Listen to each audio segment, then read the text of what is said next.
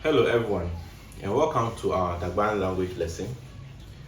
We are going to learn about pronouns today. And you know pronouns are very important if you want to study any language and if you want to start speaking the language. You have to learn how to use pronouns in sentences. So when we finish this lesson, you can start forming many simple sentences in Dagbani. Let us begin with English first so that we get the idea of what are pronouns. I know most of you might have known what are pronouns, but let us have a recap of what are pronouns in English so that you have a better understanding of what we are going to study today. In English, pronouns are words we use instead of repeating names again and again in a sentence. For example, Amina Paana went to the market and Amina Paana bought food. Let me repeat again. Amina Paana went to the market and Amina Paana bought food. This sentence sounds a little bit strange because we are repeating the name Amina Paana twice in one sentence. So instead of saying Amina Paana went to the market and Amina Paana bought food, we can say Amina Paana went to the market and she bought food.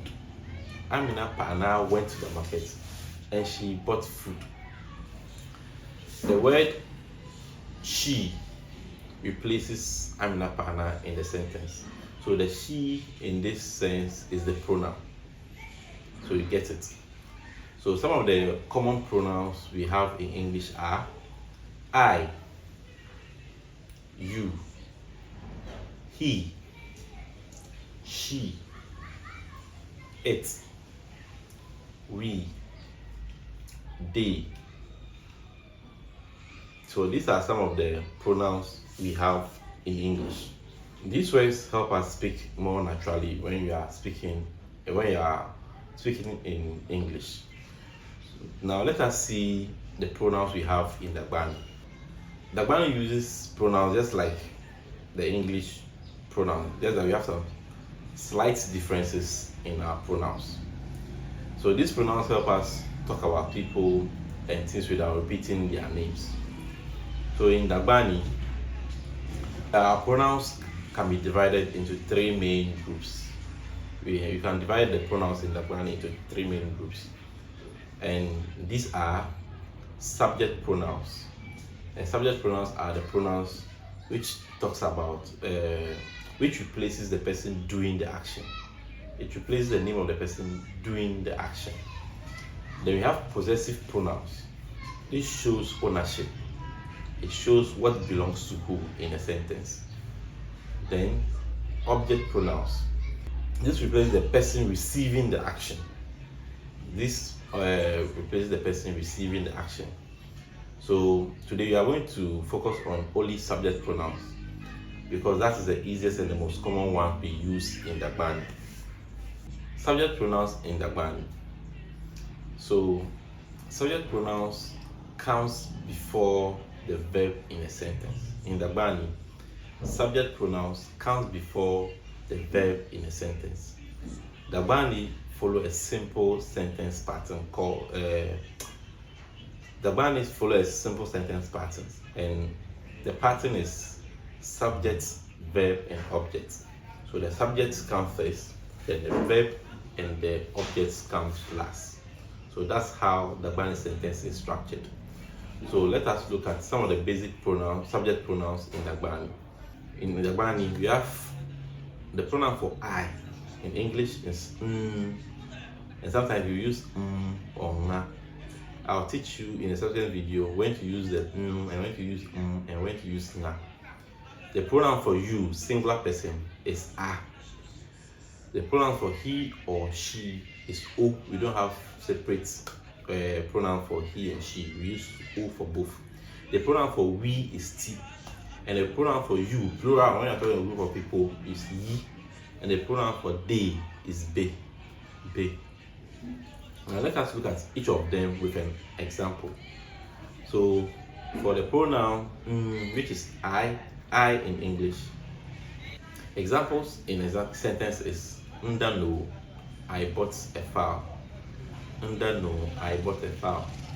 Nkyɛn da, I went to the market. Inyala Ghana nira. Inyala Ghana nira. I am a Ghanaian. The pronoun for the pronoun for you is a. When you're talking to one person, you is a, singular. This pronoun is used when speaking to one person. An example in a sentence is Achanda, you went to the market. Achanda, you went to the market. Adisam, you ate TZ.